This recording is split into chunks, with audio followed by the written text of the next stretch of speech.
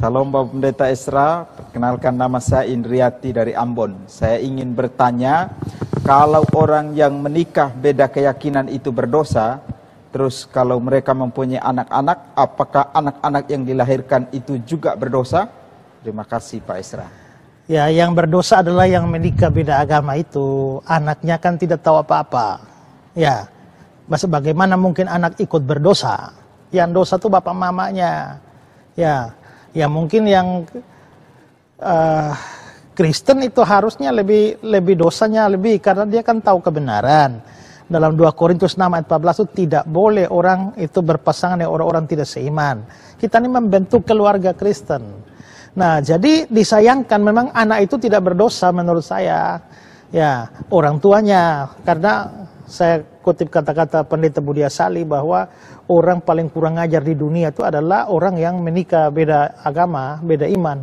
Kenapa? Kalau saudara adalah seorang sungguh-sungguh percaya Yesus, menurut Yohanes 1 ayat 12, kamu diberi kuasa jadi anak Allah. Kamu itu anak Allah. Allah punya anak itu kamu. Kalau kamu nikah atau kawin dengan orang yang tidak beriman, orang tidak percaya Yesus itu dia tidak jadi anak Allah. Terus dia anak siapa? Yohanes 8 ayat 14, iblislah yang menjadi bapakmu. Ya, kamu anak Allah, lalu kamu kawin dengan anak iblis. Itu kamu menjadikan Allah dan iblis itu jadi besan. Nah, makanya Pendeta Budi Asali bilang itu orang paling kurang ajar di dunia. Tapi biarpun demikian, anak yang dilahirkan itu tidak berdosa, tapi menurut saya anak itu akan mengalami banyak kerugian. Pertama, dia bisa saja dimasukkan dalam agama non-Kristen. Ya, mamanya Kristen. Ya, papanya agama lain. Begitu anak misalnya 2 orang bagi rata. Ya, yang satu agamanya ikut mama, yang satu ikut bapak. Yang ikut bapak itu ya akhirnya menjadi bukan orang Kristen dan dia bisa saja tidak mendapatkan Injil dan akhirnya mati masuk neraka. Kasihan loh anak itu. Mestinya kalau dia lahir dalam keluarga Kristen, ya dia bisa mendapatkan pendidikan Kristen dan mendapatkan berita Injil yang menyelamatkan dia. Kedua, dia tidak mendapatkan kesempatan hidup dalam keluarga Kristen yang sejati. Karena kalau papa mama Kristen, pada saat pagi bangun pagi, ayo semua mari berdoa. Terima kasih Tuhan Yesus, terima kasih Yesusku. Tapi sekarang masing-masing bangun berdoa menurut agama dan kepercayaan masing-masing. Kan susah itu. Ya. Nah, lalu dia tidak bisa mendapatkan hidup di tengah-tengah keluarga Kristen, itu kesempatan tidak dapat. Dan kemungkinan adalah dia akan bertumbuh dengan orang dengan paham yang pluralis. Ya kan?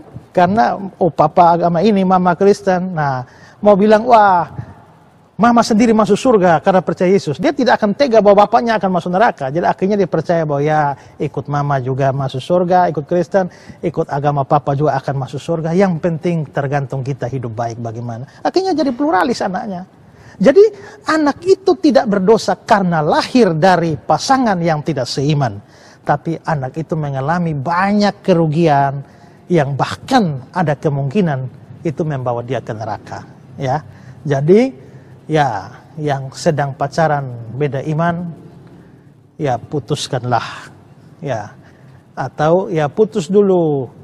Injili dulu, kalau dia mau percaya Yesus baru pacaran, jangan sudah pacaran, setelah itu akhirnya saudara masuk pada situasi yang tidak menguntungkan bagi saudara, ya mau putus sudah terlanjur cinta, akhirnya tetap maju dalam pernikahan beda agama. Ya, habis itu baru nyanyi, katong pun cinta, satukan perbedaan.